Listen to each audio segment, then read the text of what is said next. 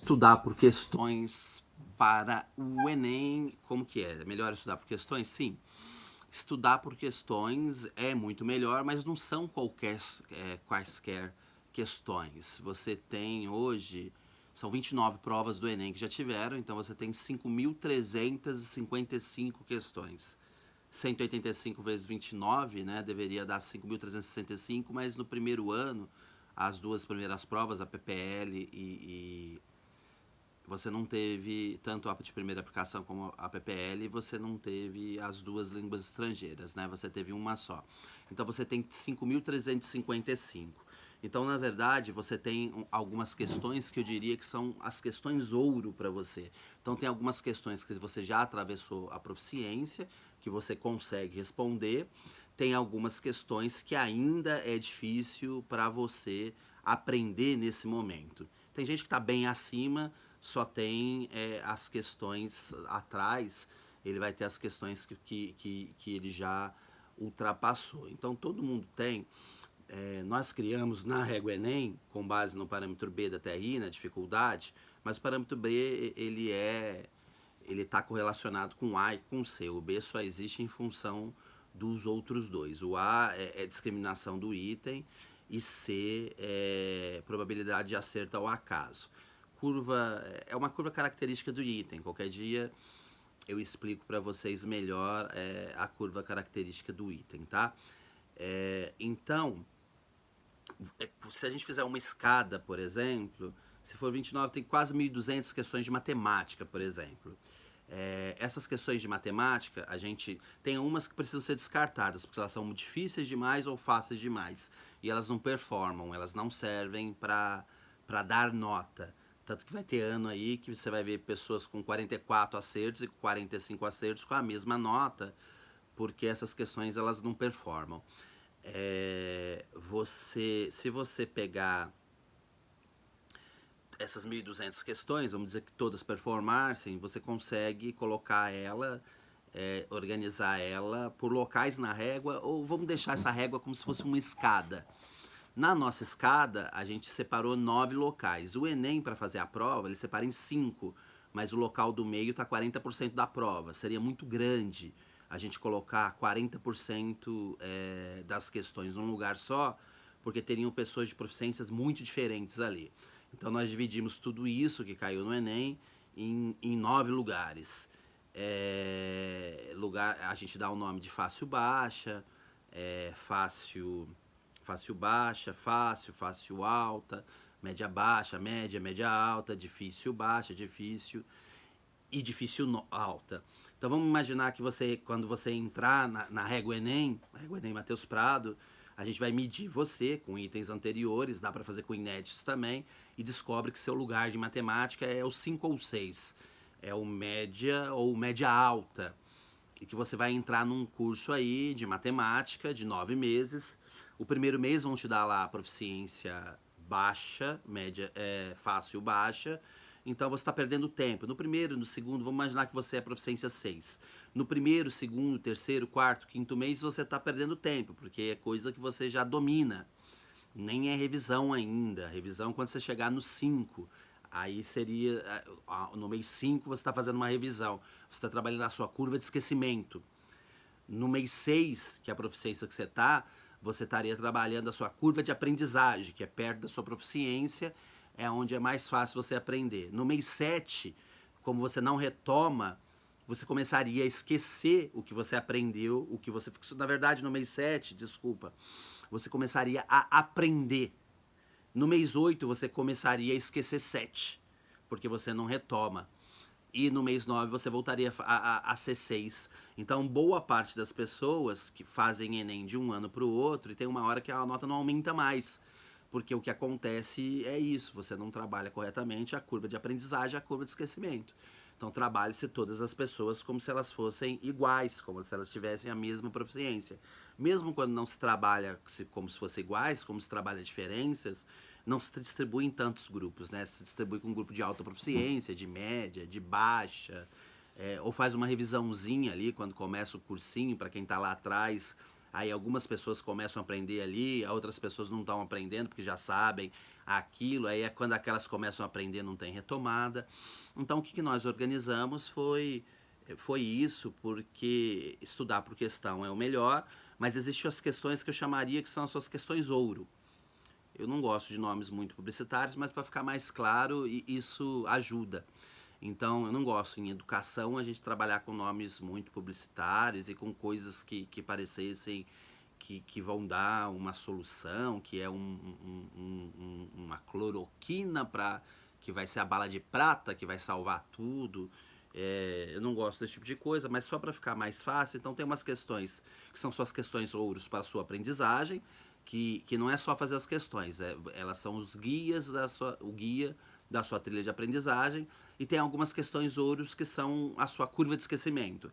Então, se você é 6 hoje, 7 é a sua aprendizagem, 6 é a sua curva de esquecimento. Ou 6 é a sua aprendizagem e 5 é a sua curva de esquecimento.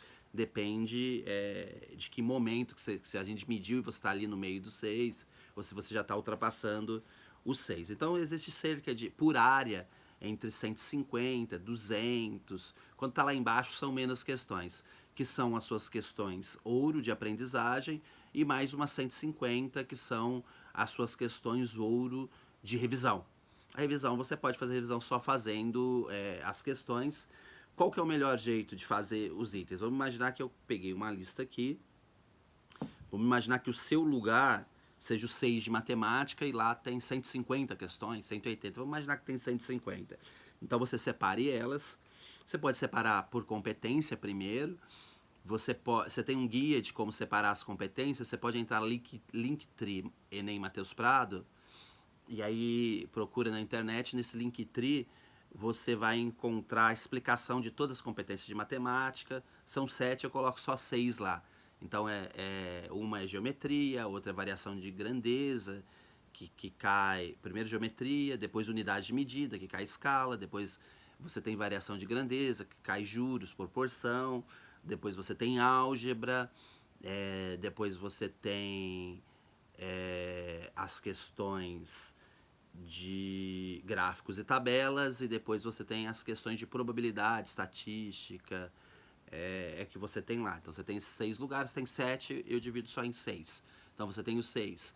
Quando você pegar linguagem, você vai encontrar 9 lugares também. Então primeiro você separe por competência, mas se não der para separar por competência é legal para você ir dominando já como que a prova é feita. Se não der, tudo bem, você passa essa fase e já vai separar diretamente por conteúdo.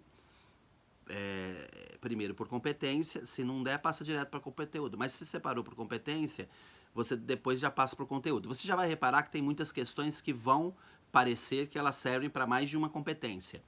Isso acontece, porque a questão pode ter sido feita para uma competência, mas ela servir em outra. Na verdade, ela não é feita para competência, ela é feita para habilidade, que está dentro da competência. Tem 30 habilidades em cada uma das 4 áreas, e a habilidade no Enem é o descritor. Ele descreve o que o examinador vai cobrar de você, o que ele precisa cobrar. Tem 30 habilidades. Muitas vezes a gente conhecendo as habilidades, então começa conhecendo a competência, já você domina, e de tanto ver questão, quando você domina a habilidade, você começa a entender o que o examinador quer, e aí você chega mais fácil ao resultado. Mas não dá para sair decorando as habilidades. Não faz esse processo de separar por competência, você vai começar a ver habilidade, e de tanto fazer questões, o Enem é que nem uma prova de Fórmula 1 ou de motocross. Quem faz o percurso várias vezes, quem conhece bem o percurso, faz melhor. O Senna, antes de morrer, lógico que não é da minha época, né? Eu tô com 23 anos agora, 23. Quando eu entrei na medicina na UFRJ eu tinha 36, foi em 2012. Então agora, fazendo os cálculos certinho, eu tenho 23. 23 anos, e aí me falam do Senna, porque eu não lembro. O Senna ia muito bem no percurso de Interlagos, porque conhecia muito bem o percurso. Pelo menos é o que falavam, né? Vamos ver. Então, ele com chuva ou sem chuva, porque ele conhecia. Então, o Enem conhecer muito bem o percurso, então, necessariamente, você precisa ter feito essas 29 provas antes de partir para botar no seu plano de estudos outros itens também, né? Então, eu pego lá as questões, pego 180 questões, 150 da minha, vou dividir ela por competência e depois, dentro das competências, vou dividir por conteúdo. Se você não quer passar por essa... É legal passar por essa fase de competências. E aí entra no meu Linktree. Linktree, Enem Matheus Prado, você já vai pegar essas... Você já vai ter acesso a isso tudo. Mas para você poder ver, não é pegar aquelas questões lá, para ser o guia para você separar, porque lá tem as questões nesse Linktree. Então, separe por conteúdo. Então, em determinado lugar da régua, você vai ter muito, dependendo do lugar da régua que você tá, vai ter muitas questões, por exemplo, são regra de 3, ou muitas questões que são o cubo. Então vai ter bastante coisa de cubo. Então começa a separar por conteúdo, não vai conteúdo muito amplo, tipo geometria plana, geometria espacial, não. Conteúdos mais detalhados, mais específicos, para a gente poder construir a sua trilha. Então, dessas 180 questões, vamos dizer que tenham lá 12 questões de regra de 3, ou 12 questões de cubo, ou 8 questões de cilindro, se você está muito lá em cima. Pega como referência para separar, escolhe um guia, um livro didático seu de matemática, e você vai usar esse livro como guia, vai ser o livro que você vai usar para estudar. Em geral, os livros didáticos, procurem os bons professores de matemática para ajudar a fazer a curadoria, nós vamos ter curadoria aqui também. Então, em geral, um livro didático de matemática costuma ser melhor do que um de sistema de ensino. Então, pega um livro didático, se você não tem como, você tem que comprar, compre, tem um bom livro didático. Se não tem como comprar, não vai falar que eu falei, mas pegue algum arquivo aí, não tem jeito. É importante. Mas se você tem como colaborar, compre, ajude o autor, tá bom? Pegue um bom livro didático e separe por capítulos ou subcapítulos que essas questões estariam no livro. Em que lugar que você acha que elas estariam? Você já vai começar a entender a recorrência. Você vai começar a entender o que é mais recorrente dentro do seu lugar na régua. Então você vai encontrar as coisas que são mais recorrentes. Então faz essas separações. Vão ter, algumas coisas vão ter muitas questões, vão ter outras que vão ter poucas. Ou porque é pouco recorrente no Enem, ou porque é pouco recorrente com essa dificuldade onde você tá. Tá bom?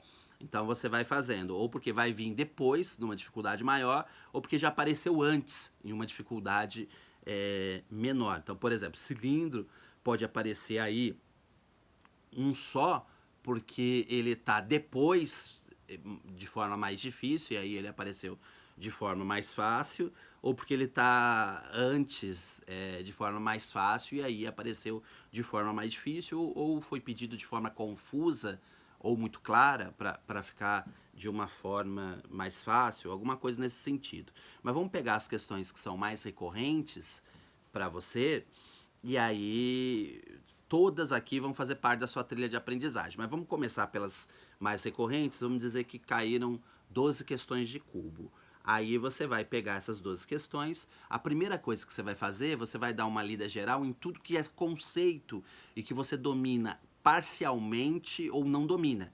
Então você vai precisar ter domínio. A gente está fazendo PBL.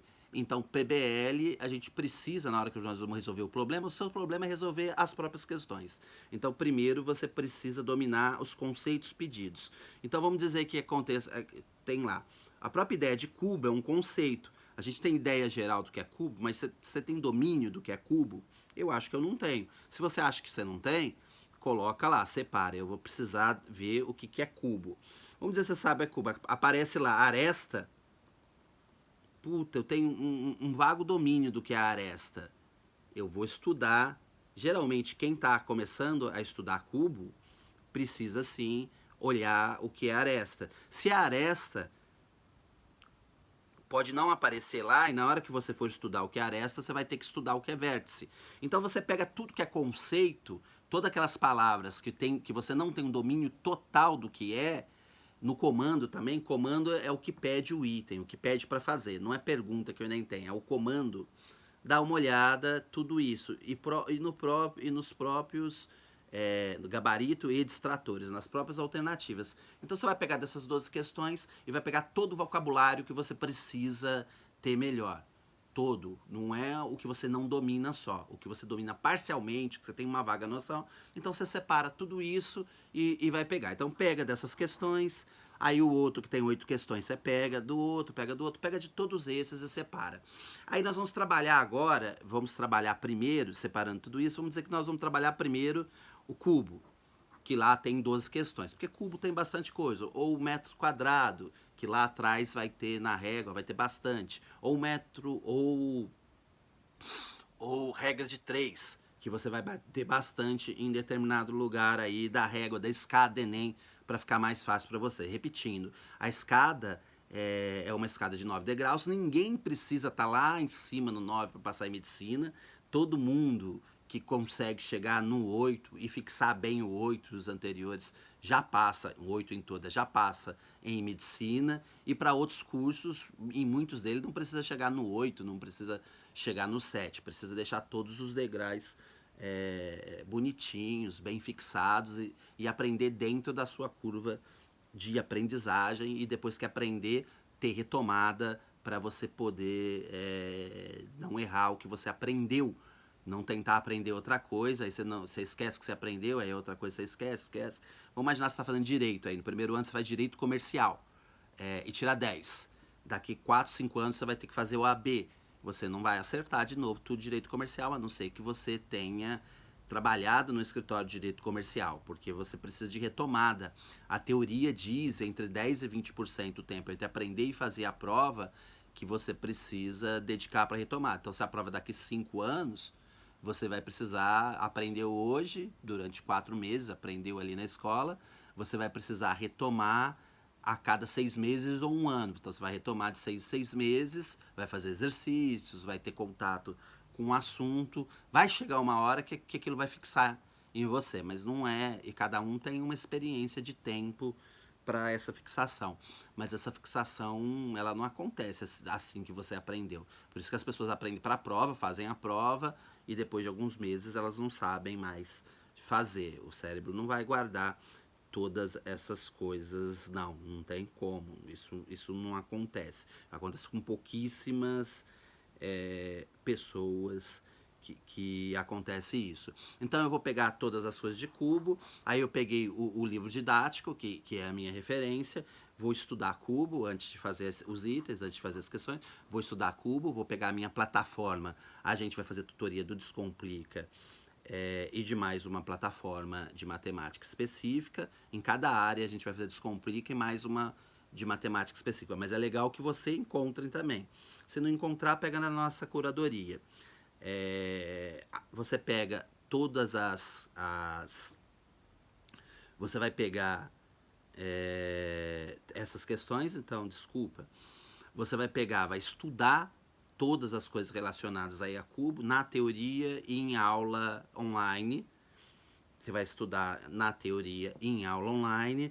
Estudando na teoria e em aula online, você vai começar a fazer as questões. E tendo domínio daqueles, e olhando, dominando todos aqueles conceitos que você listou. Nesse caso aí pode ter que seja aresta, pode ser que seja vértice, pode ser até o próprio conceito de cubo, você vai ter que dominar anteriormente para você poder partir para fazer esses itens. Aí fazendo os itens, você vai fazer um a um.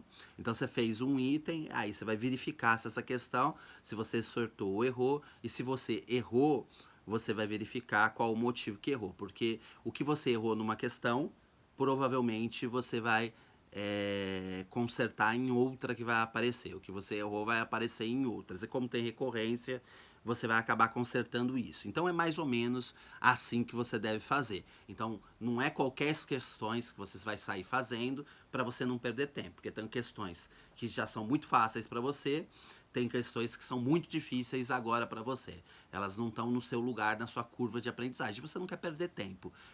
A gente não está dando um atalho para aprovação, nós damos um caminho reto, né?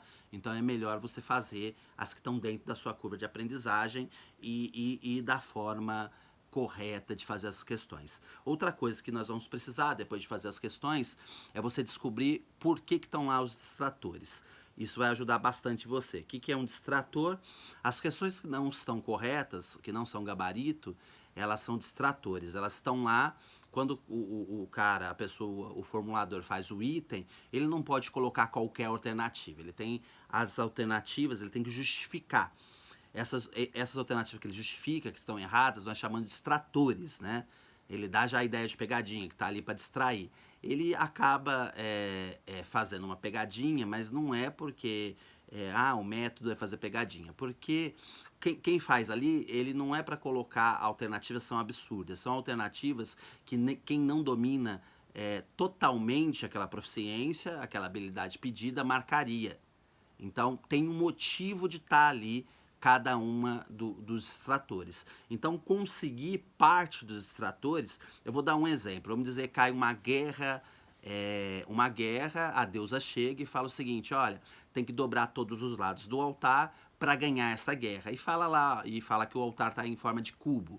E aí fala assim, ó, ela dobraram mesmo todos os lados do altar, dobrando todos os lados do altar, quantas vezes aumentou o volume? Olha aí que muita gente erra essa daqui justamente por causa do conceito, porque não sabe o que é o conceito de cubo ou o conceito de volume, tá bom? A gente tem ideia, mas não sabe qual que é o conceito de volume. Aí pergunta quantas vezes dobrou o altar. Aí o cara coloca lá 2. Muita gente marca 2 como resposta. E ele justifica por que o 2. Ele colocou dobrou e colocou 2. Então, muita gente pega dobrou. Não é que o cara não tem conhecimento em matemática, ele não tem a proficiência necessária, habilidade necessária em geometria para responder isso. Mas ele tem alguma proficiência em matemática, porque ele marcou 2. E o cara, na hora que justificou lá porque que ele colocou 2, ele explica justamente esse motivo. O cara não tem proficiência total em geometria, que eu pedi, mas ele tem em matemática. Então ele vai ver o 2 e vai marcar. Aí ele põe o 4, que a maior parte das pessoas respondem 4 para isso. Ele vai colocar, o cara planificou, ele fez a figura ele vai colocar em geometria plana, ele vai fazer metro quadrado. Então, se tinha 10 vezes 10 lá na cabeça dele o altar, que não é o altar, porque o altar é um cubo, mas tinha 10 vezes 10, então dava 100, depois 20 vezes 20, deu 400, ele botou 4 vezes o volume, mas não foi volume, isso daí é área. E não é a área que foi pedida. Então, a alternativa correta nesse caso, e eu engano a matemática, porque eu não sei direito, eu boto na cabeça, invento não, eu imagino ali o cubo, então eu boto um número qualquer, eu boto 10 vezes 10, um qualquer não, um fácil, né, de fazer 10 vezes 10 vezes 10 vai dar 10 vezes 10, 100 vezes 10, 1000, aí eu dobro 20 vezes 20, 400 vezes 20, 8.000, de 1.000 para 8 vezes, aí deu 8, que vai ser o gabarito, aí ele vai colocar lá, e é isso mesmo, porque o volume aumentou 8 vezes. E aí ele vai colocar como alternativa, por exemplo, 6, porque o cara pegou 3 de cubo e multiplicou por 2, ele vai justificar todas. Então, parte delas você tenta, é importante, porque isso vai mostrar, principalmente aqueles distratores aonde vão mais as pessoas que quase sabem responder a questão ou que chegam perto de responder, você precisa tentar mostrar pra gente, mostrar pra você por que o cara colocou o distrator ali. Aí vai ser distrator que vão acontecer outras vezes, principalmente das questões mais recorrentes, que caem mais, isso vai acontecer outras vezes. Então é preciso que você explique também os distratores. Então, era um vídeo rápido, acabou não sendo tão rápido, mas para explicar que estudar por questões sim, mas não são quaisquer questões que têm as questões ouros. E se você está aí num cursinho, numa escola, e está começando o ensino médio, está no 9º ano e quer fazer parte da régua, a gente não tá, não é um sistema de comercialização esse ano, a gente está preparando o produto para a gente poder fazer ele gratuitamente para as pessoas que estão na régua nos lugares de menor proficiência e para poder comercializar num preço maior para o pessoal mais acima, um preço que banque todo o processo, né?